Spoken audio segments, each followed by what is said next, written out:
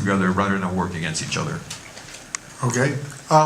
So I'm Sandy Penland, Alex Penland. I don't have a name tag, so I put my new book out there. You can see my name. So I'm a professor at MIT, and I run a research group there. I helped create the Media Lab, which you might have heard of. Just as sort of for full disclosure, I'm also on boards for Telefonica, the renowned Nissan Alliance, and Motorola Mobility, which you will understand to be owned by Google. So that's sort of their mobile thing. So while it looks like there's not much happening in the United States, or that it's all backwards, there's actually quite a bit good going on.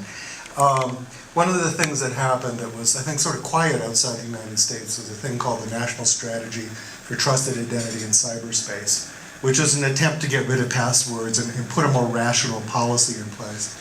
And one of the nice things, that was co-chaired out of my group, and one of the nice things that we were able to do is persuade the US military to take their most sophisticated identity software and make it open source. So that's now actually maintained by the Kerberos Foundation, which underlies a lot of the security within the internet. In fact, they renamed themselves the Kerberos Internet Trust Consortium to reflect the fact that they were now not just encryption, they're also thinking about this notion of trust on the internet. So that's sort of hopeful. One of the things that the Snowden thing also did is he showed that the NSA has a hard time intercepting things that are properly encrypted. And so, in fact, when you use encrypted transmission, what they usually do is they attack you on the ends. And so that brings up the idea, why don't we make the ends encrypted too? And that's sort of a major focus of a lot of the technology that we do. We build these personal data stores, which are encrypted data stores that use encrypted end-to-end transmission. And in fact, we go a little further than that. When you get something out of your bank, they don't send you, the entire balance sheet of the bank. They just send you the minimum information you need. So it's actually an engine to minimize your exposure to anybody, even assuming that they've been able to tap into you.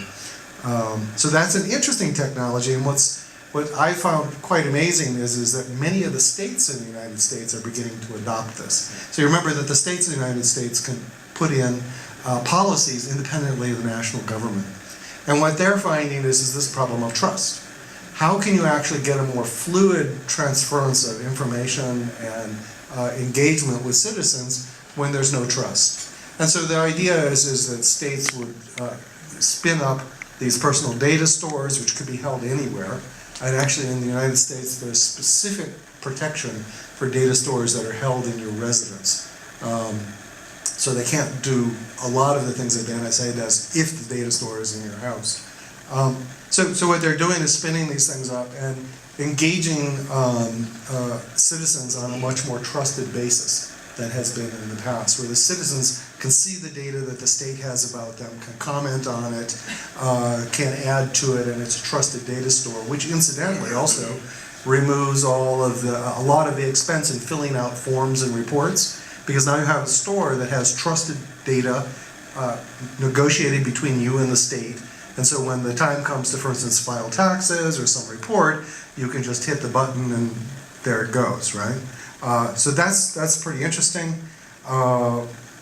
We also see that, for instance, Homeland Security, which is the sort of internal security apparatus within the United States, is interested in this. You would think they would be against it because it's going to make spying a lot harder.